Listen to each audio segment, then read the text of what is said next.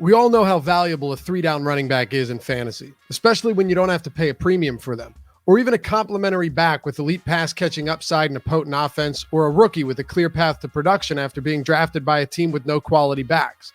There are plenty of factors that play into an NFL running back being a fantasy asset, but being able to identify the ones who are being undervalued is what can put our teams over the top. I'm Dave Loughran with Awesemo.com, counting down the top 4 under-the-radar running backs to put on your radar for your 2021 drafts. But before we start, hit that thumbs up, subscribe to the channel if you haven't done so yet, and let's dive into it. Michael Carter is a rookie 4th-round draft pick who may or may not make an immediate impact in the NFL. But one thing's for sure, he couldn't have found a better landing spot than the New York Jets.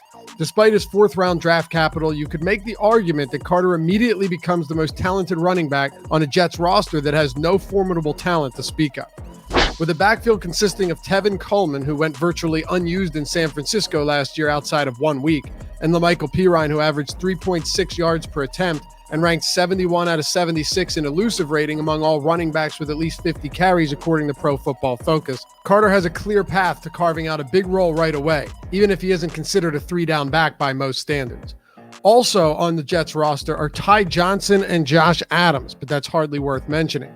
New York's offensive line was awful last season, but Mekhi Becton should be entering his 2nd season healthy, and the Jets gave up a lot to grab Elijah Vera Tucker in the middle of the 1st round. They won't be elite, but they could show marked improvement from last season. Expect a better offense from New York, too, after drafting Zach Wilson 2nd overall and spending their first 4 draft picks on the offensive side of the football. I've seen Carter drafted anywhere from the 7th to 10th round, but he's been settling into the mid to late 8th. In that range, you'd be drafting him with other clear timeshare backs and some backups. So the worst case scenario is he finds himself in a similar timeshare with the Jets, but it's also possible that Carter easily leads his backfield in carries and targets this season. I'm not in favor of reaching for Carter if his ADP continues to climb, so you have to be careful with players like this if they start gaining unnecessary hype.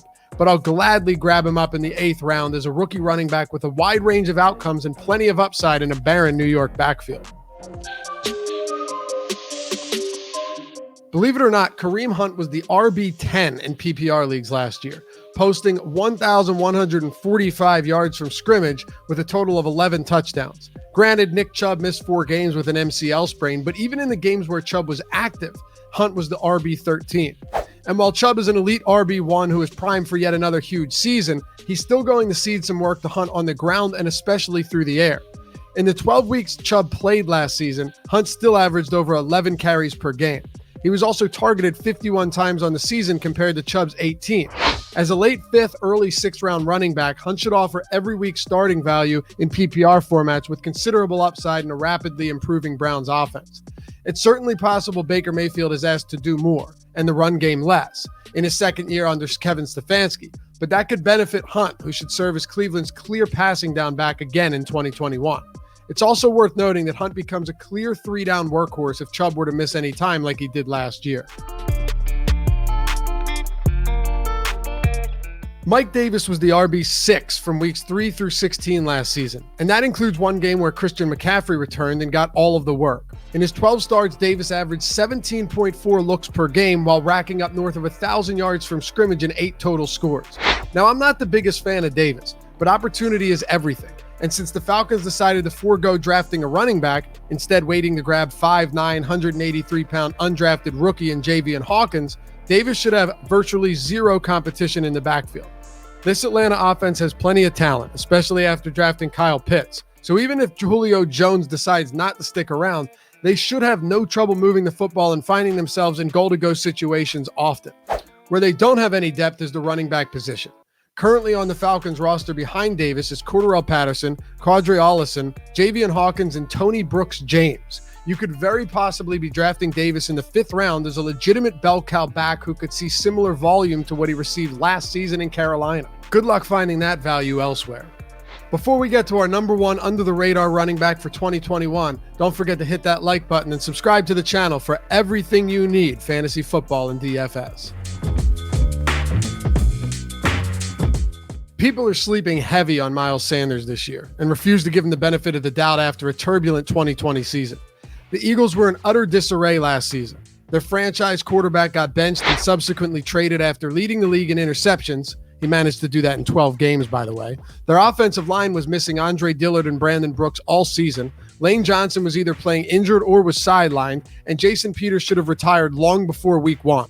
So I guess we can give Wentz somewhat of a pass there too. But they went on to win only 4 games, finished 27th in scoring and 24th in total offense. Yet Sanders still eclipsed 1,000 yards from scrimmage in 12 games. He averaged 5.3 yards per attempt and was 5th in yards per contact after attempt among all running backs with at least 150 attempts, according to Pro Football Focus. He also recorded 3 carries of 70-plus yards coming against the Ravens, Steelers, and Saints.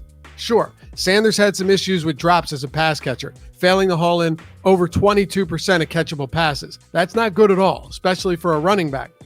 But in his rookie season, Sanders dropped a mere 5.7% of passes and racked up 8 receptions of 20-plus yards on only 50 receptions. And while people are worried about Jalen Hurts taking away Sanders' rushing upside, you have to figure that defenses will now have to account for a second rushing threat out of the backfield, potentially opening up more running lanes for Sanders. I'll be giving him the benefit of the doubt this season, especially seeing that you can land him in the late 3rd or early 4th rounds. There's simply way too much upside to pass up on here, and I'll take him all day over a similarly valued running back like Myles Gaskin in pretty much any format. Oh, and while everyone talks about a timeshare, Sanders was on the field for almost 75% of offensive snaps last season in the 12 games he played.